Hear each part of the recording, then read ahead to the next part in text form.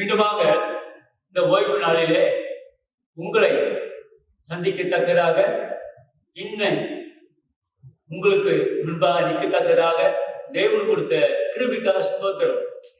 இந்த கர்த்தருடைய வார்த்தையை மீண்டுமாய் நாம் கேட்க, ஜெபிக்க, தியானிக்க நம்மளுடைய ஆவி, ஆத்மா, சரீரம், நம்மளுடைய உணர்வுகள், உணர்ச்சிகள் யாவையும் கர்த்தமுகமாக கர்த்தர பக்கமாக திருப்புவோமாக. அன்பானவர்களே, நம்மளுக்கு அநேக வேலைகள் உண்டு. அநேக வேலைக்காரர்களாக அங்கேயும் இங்கேயும் ஆண்டவரை சுற்றி அழைத்து வந்திருக்கிறோம். ஆனால் தேவனை தெரிந்து கொள்ள வேண்டும் என்ற ஏக்கமும் தேவனுக்கு தெரிந்து கொள்ள வேண்டிய தாகமும் இருப்பதை நான் பார்க்கிறேன். அதுக்காக தான் இங்க நீங்க உட்கார்ந்துருக்கீங்க. அதுக்காக தான் நீங்க கர்த்தருடைய சத்தியத்தை கேட்கணும்னு சொல்லிட்டு இந்த நேரத்தில் வந்து நிற்கிறோம். ஜெபித்துக் கொள்வோமா? இதாவே இந்த உலகத்தில் ஆண்டவரை அநேக காரியங்கள் ஆண்டவரை நம்ம செய்ய வேண்டும், செய்யணும் அங்கீகமாக ஆண்டவரை போக வேண்டும் என்ற கட்டாயத்தினாலையும் ஆண்டவரை, எங்களுடைய கடமையினாலும் ஆண்டவரை, அநேக வேலைகள் இருக்கு பொழுதிலும் ஆண்டவரை, உங்களுடைய பிள்ளைகளாக வந்திருக்கிறோம் ஆண்டவரை, உங்களுடைய பிள்ளைகளாக ஆண்டவருடைய சமூகத்தில் உட்கார்ந்து இருக்கிறோம். தகப்பனே, எங்களோடு பேசுங்கப்பா, எங்களோடு வழிநடத்துங்கப்பா.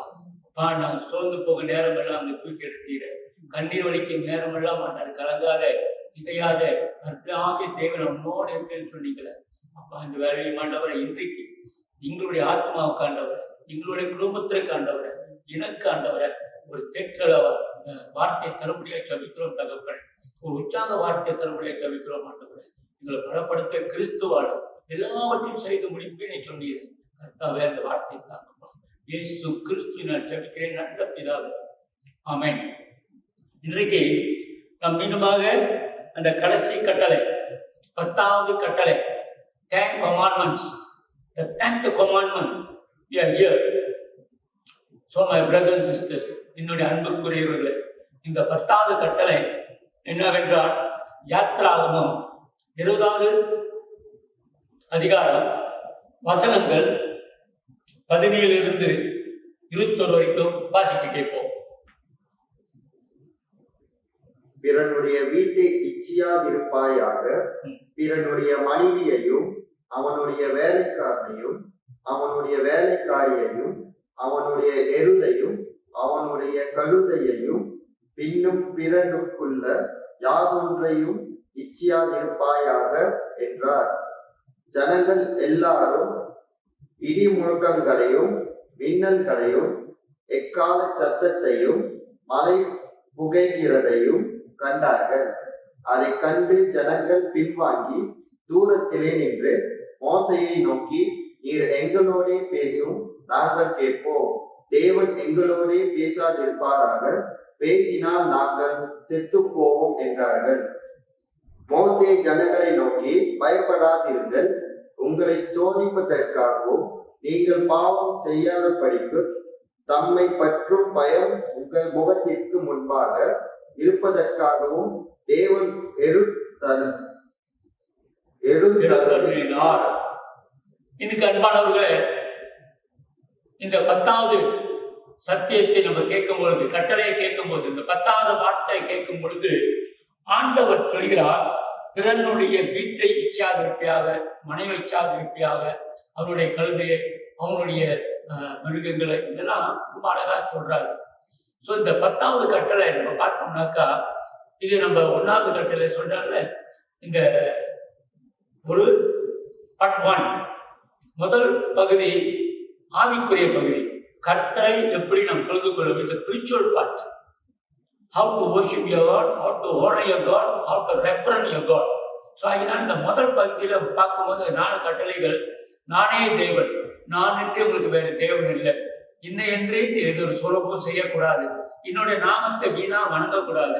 ஸோ அதனால இந்த ஓய்வு நாள் ஒரு பரிசுத்த நாள் என்று சொல்லி அந்த முதல் 4 கட்டளை தேவனுக்குரியது, ஆவிக்குரிய கட்டளைகள். நம்முடைய தேவனை எப்படி நம்ம தொழுது கொள்ள வேண்டும் என்று ரொம்ப அழகாக தேவன் அதிகாரத்தோடு சொன்னார். அதே போல மனிதனுடைய உறவுகள், இந்த 2வது பகுதி. இந்த 2வது பகுதியில் நம்ம பார்த்தோம், உன்னுடைய தாய் தகப்பனை நீ கனம் பண்ண வேண்டும், இன்னொரு மனிதனுடைய கொலை பண்ணாது இருப்பாயாக, அவனுடைய இன்னொரு மனிதனுடைய தரம் மதிக்க வேண்டும். மூன்றாவது நம்ம பார்த்தோம். ஸோ எப்படி அதை நம்ம இந்த மோரல் வேல்யூஸ், திருமணத்துல ஒருவனுக்கு ஒருத்தி, ஸோ அதனால் இந்த விபச்சாரம் செய்யாது இருப்பாயாக சில அடிக்க காரியம் கற்றுக் கொடுத்தாரு. இதெல்லாம் சேர்த்து ஒரு சமரியா இந்த 10வது கட்டில் ஆண்டவர் சொல்றாரு, பிறருடைய காரியங்களை நம்ம இச்சையாது இருப்பாங்க. இந்த கிரீடினஸ். ஸோ இதோட நம்ம பார்த்தோம்னாக்கா இந்த இச்சை என்ற காரியத்தை ரொம்ப அழகாக நீதிமொழிகள் 15:27 வாசிக்க கேட்போம். பொருளாசைக்காரன் தன் வீட்டை பரிதானங்களை வெறுக்கிறவனோ பிழைப்பான். பரிதானங்கள் நாங்கள் சொல்லும்போது பிராட், லஞ்சம். ஸோ பொருள் ஆசைக்காரன், இது ரொம்ப கவனிக்க வேண்டிய விஷயம். இந்த காலகட்டத்தில் நம்ம பொருள் ஆசைக்காக ஓடுறோமா, இல்லை நமக்கு தேவையான பொருள் போதும்னு சொல்லிட்டு சம்பாதிக்கிறோம். சில சமயங்களில் அப்பா இந்த கிரீடினஸ், இந்த இச்சை என்பது இஸ் எ கிரீடி. ஸோ நம்ம எப்படியாக எதற்காக ஓடிட்டு இருக்கோம். ஸோ இந்த காரியங்களை சற்று நம்ம பார்க்கும் பொழுது நம்மளுடைய வாழ்க்கையிலையும் சரி, நம்மளுடைய அரசாங்கங்களையும் சரி, ஸோ அனைத்து நாடுகளை பார்க்கும் பொழுது ரொம்ப வேண்டாம். நம்மளுடைய நாடு பக்கத்துள்ள நாடு, நம்மளுடைய நாடும் பக்கத்துடைய நாடும் நம்ம கம்பேர் பார்க்கும் பொழுது அது ஒரு பெரிய நாடு இல்லை பக்கத்துல. ஆனால் நம்ம நாடு வந்து பெரிய ஒரு நாடு, நம்மளுடைய ஒரு ஸ்டேட், நம்மளோட ஒரு மாநிலம் எடுத்துக்கிட்டாக்கா அந்த நாட்டுக்கு சமமா இருக்கிறது. இப்போ ஜோகோ ஸ்டேட் எடுத்துக்கிட்டீங்கன்னாக்கா சிங்கப்பூர் சொல்லியிருக்கான். இருந்த பொழுதிலும் நோட் பண்ணிக்கங்க, செக் பண்ணிக்கங்க. ஒரு நேர்மை, ஒரு நீதி, பிராட்ஸ் இல்லை. ஸோ இந்த மாதிரி காரியங்களை செய்யும் பொழுது நம்ம கண்ணார பார்க்கிறோம், மனதார உணர்றோம். நேர்மை எங்க இருக்கோ, இச்சை எங்க இல்லாம இருக்கோ, பொருளாசை எங்க இல்லாம இருக்கோ, அங்க ஆட்டோமேட்டிக்கா கர்த்தருடைய கரம் ஆசீர்வாதம் இருக்குன்னு பார்க்கணும். ரைட் நாட் அவங்க இன்றைக்கு நேர்மையில இருக்கிற காரியம், சில நல் நெறிகளை, சில ஒழுக்கங்களை, சில mode of ethics that they are applying is not only individuals, nationwide. அவங்களுடைய தேச அளவில் இப்படிதான் இருக்கணும், இப்படிதான் அவங்க வாழணும், இப்படிதான் சில காரியங்கள் கரெக்டா செய்யணும் அப்படின்னு சொல்லிட்டு அவர் சொல்லிட்டே இருப்பாங்க. நீங்க பாருங்க, சொல்லிட்டே இருப்பாங்க பாருங்க. ஓகே, நீங்க போகிற இடத்துல இந்த மாதிரியான ஆப்ஸ்ல ஏதாச்சும் வந்து தெரியாத இந்த காரியங்களை அவங்க புறப்பகண்டாவா ஏதாச்சும் சொன்னாங்கன்னாக்கா தயவு செய்து நம்பாதீங்க. நீங்க செல்வதற்காக செய்தியை கேட்பதற்காக கவர்மெண்ட் ஆப்ஸ் இருக்கு, அதை திறந்து பாருங்க. அந்த மாதிரி தவறான காரியங்கள் கேட்டு அது மூலியமா அநேகருக்கு நீங்க அனுப்பக்கூடாது, அனுப்ப வேண்டாம்னு சொல்லி கூட அவங்க என்ன சொல்றாங்க, அவங்களுடைய நாட்டு ஒவ்வொரு பிரஜைக்கும் போதிக்கிறாங்க. நானும்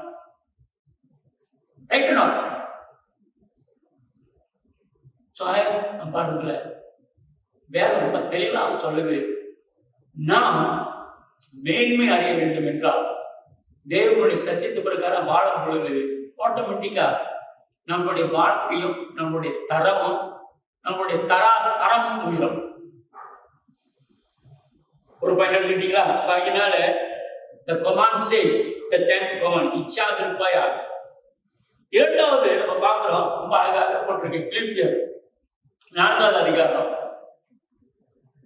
வசனங்கள் 10-13 வரைக்கும். என்னை விசாரிப்பதற்கு நீங்கள் இப்பொழுதும் மறுபடியும் மனமளந்தபடியினாலே கர்த்தருக்குள் மிகவும் சந்தோஷப்பட்டேன். இப்படி செய்ய என்ன கொண்டிருந்தீர்கள், சமய ஆத்திரம் உங்களுக்கு நேரிடவில்லை. என் குறைச்சலினால் நான் இப்படி சொல்லுகிறதில்லை. ஏனெனில் நான் எந்த நிலைமையிலும் இருந்தாலும் மனரம்யமாக கற்றுக்கொண்டேன். மனரம்யா இருக்க கற்றுக்கொண்டேன். Is a contented man. போதும் என்ற மனமே பொன் செய்யும். செய்யும் மருந்து என்று தமிழ் ஒரு வார்த்தை சொல்லுவாங்க. ஐயா, நம்மளுடைய வாழ்க்கையில, நம்மளுடைய குடும்பத்துல, நம்மளுடைய பிள்ளைங்களுக்கு நம்ம கற்றுக் கொடுக்க வேண்டியது போதும் என்ற மனமே முன் செய்யும் மனம். மன ரம்யமாக வாழ கற்றுக்கொள்ள நாம் அவங்களுக்கு கற்றுக் கொடுக்கணும். பெற்றோர்களே, முதியோர்களே, நீங்களும் நானும் தான் அதை கற்றுக் கொடுக்கணும். சத்தியத்தை தெரிந்த சத்தியவான்களை நம்முடைய வாழ்க்கையில, நம்முடைய இந்த உலகத்துல அநேக காரியங்கள் compete and compare our lives. நம்ம பக்கத்தை வீட்டுக்காரங்க என்ன மாதிரியான காரியங்களை வச்சிருக்காங்க, காரை வச்சிருக்காங்க, வீடு எப்படி ரெனோவேட் பண்றாங்க, எவ்வளவு பெருசா இருக்கு, எவ்வளவு அழகா கட்டியிருக்காங்க.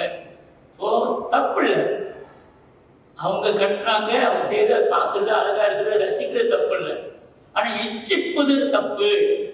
அதே போல நம்ம வீடு கட்டணும், அதோட பெருசா கட்டணும், அதோட பெரிய காரியம் நம்ம வாங்கணும். இந்த மாதிரி காரியங்களிலே நம்ம செல்லும் பொழுது சத்தியம் இன்னைக்கு அழகா சொல்லுது, மன ரம்யமாக இருக்க வாழ கற்றுக்கொள்ளுங்க. Is a contented heart. போதும் என்ற மனமே. இது ரொம்ப ஒரு முக்கியம். நம்முடைய இந்த வாலிப காலத்துல, இந்த சுயத்தை சங்கரையில இருக்கின்ற பிள்ளைகளுக்கு நம்ம பார்க்குறோம். சிம்பிள். நீங்க வச்சிருக்கிற ஹேண்ட்போனை நீங்க பார்ப்பீங்க, நீங்க வச்சிருக்கின்ற உங்களுடைய தொலைபேசியை பார்ப்பீங்க. இன்றைக்கு வேற வேற மாடல் வந்திருக்கு. வேற வேற மாடல் நீங்க வாங்கும் பொழுது அவங்க அந்த வச்சிருக்கும் போது நீங்க உங்களுடைய பழைய நோக்கியா பார்த்துருக்கீங்களா? நோக்கியா நான் முதல்ல வாங்கிக்கோம், நோக்கியா பார்த்தேன். நோக்கியா பார்க்கும் பொழுது இப்ப நீங்க நோக்கியா எடுத்து பேசுறீங்க வச்சுக்கோமே, உங்க பக்கத்துல வந்து ஒரு பழைய வந்து இப்ப புது மாடல் எடுத்து வாங்கிக்கலாம். எப்படி இருக்கு உங்களுக்கு? அந்த போன் எடுக்க மாட்டீங்க, போன் எடுத்து நோக்கி. ஆனா இன்றைக்கும் நோக்கியா பார்த்துருந்து இருக்கிறாங்க. They want to just receive the message on your talk. அவ்வளவுதான். அதுக்காக நீங்க புதுசா வந்திருக்கின்ற அப்டேட் பண்ணுகின்ற டெக்னாலஜி வேண்டாம்னு சொல்லல.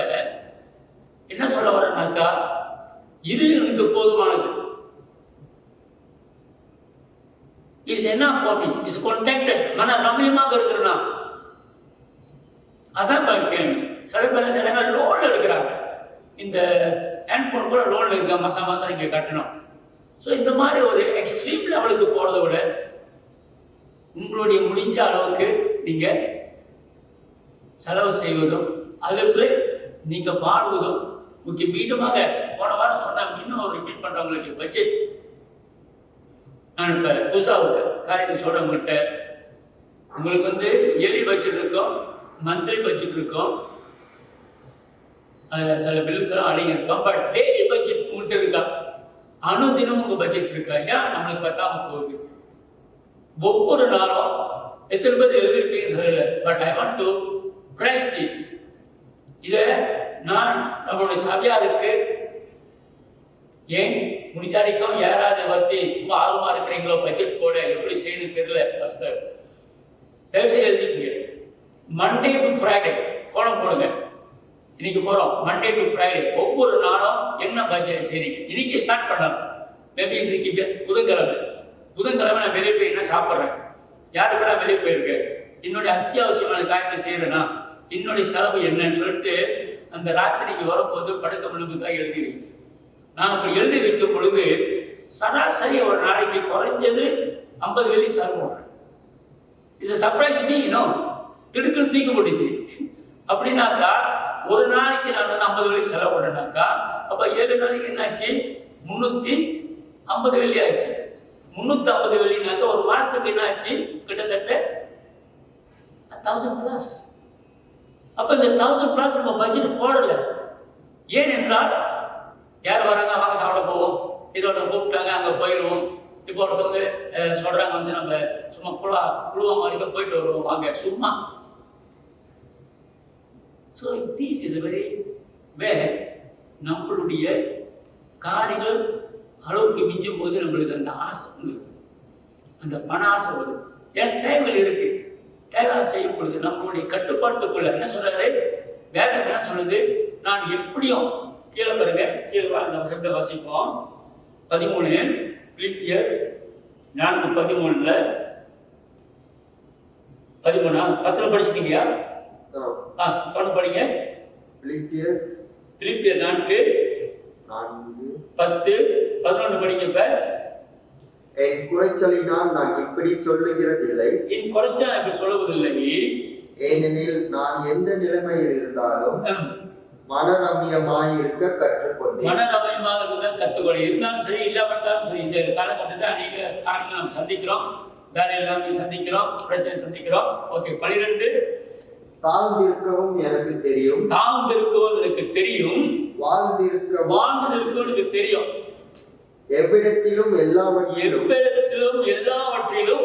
திருப்தியாய் இருக்க, பட்டினியாய் இருக்கவும், பரிபூர்ணமடையவும், குறைவுபடவும் போதிக்கப்பட்டேன். பாருங்க.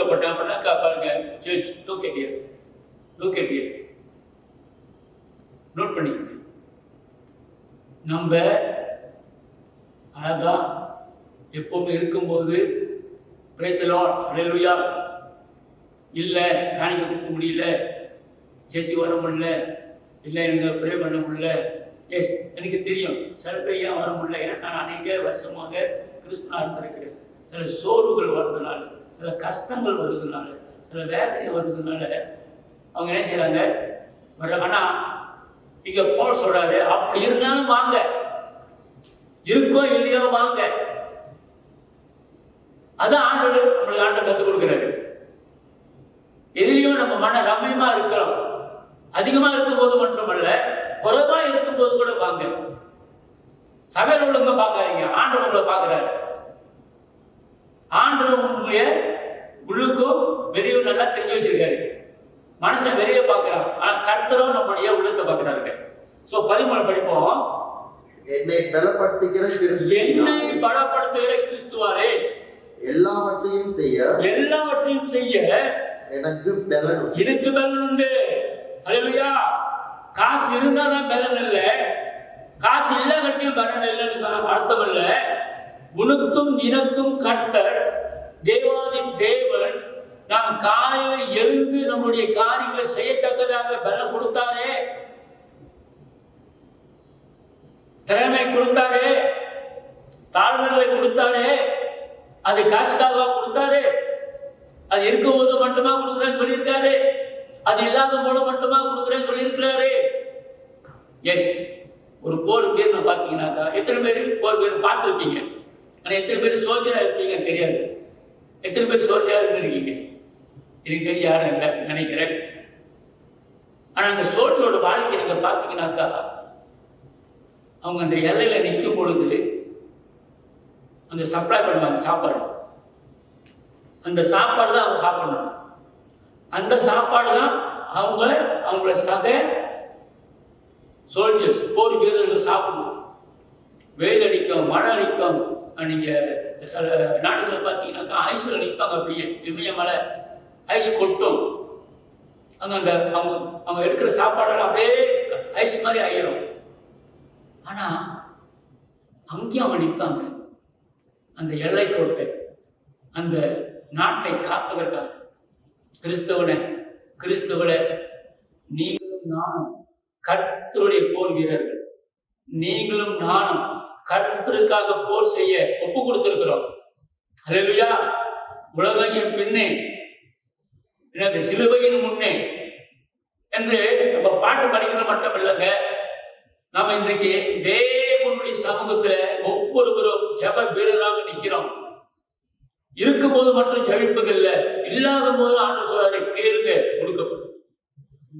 ஆகினால் மாணவர்களே, இன்றைக்கு ஒரு நல்ல காரியத்தை நம்ம வச்சுக்குவோம். நான் ஒரு போர் வீரர், கிறிஸ்துவால எல்லாவற்றையும் செய்ய எனக்கு பலன் உண்டு. ஹல்லேலூயா. நம்ம இறுதியாக இது வந்து ஒரு கன்க்ளூஷன் இல்லை, அடுத்த வாரம் தான் கன்க்ளூஷனு.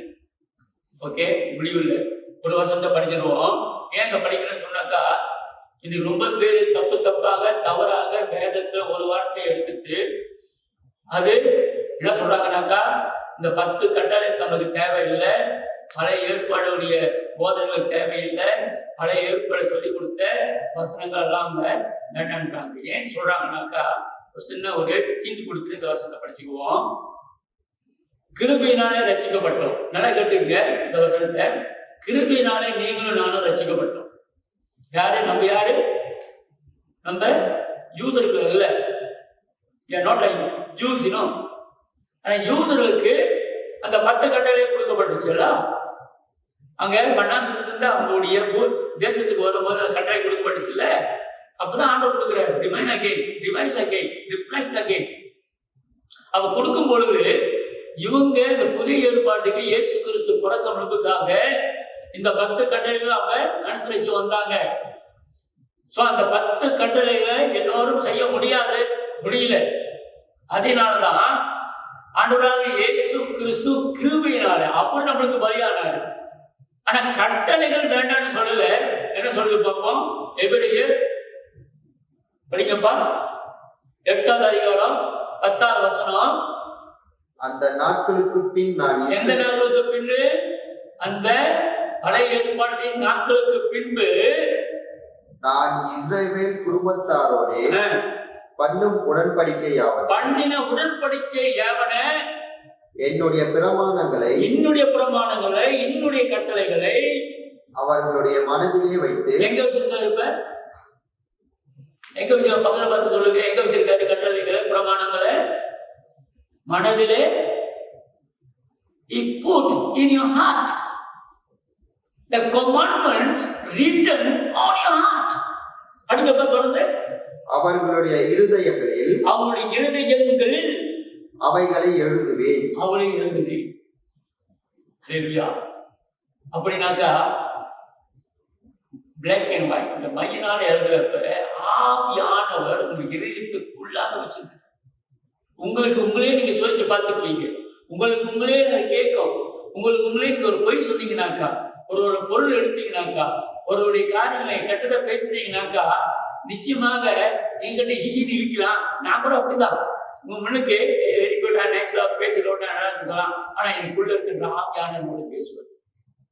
It is written in your heart, it is put in your heart.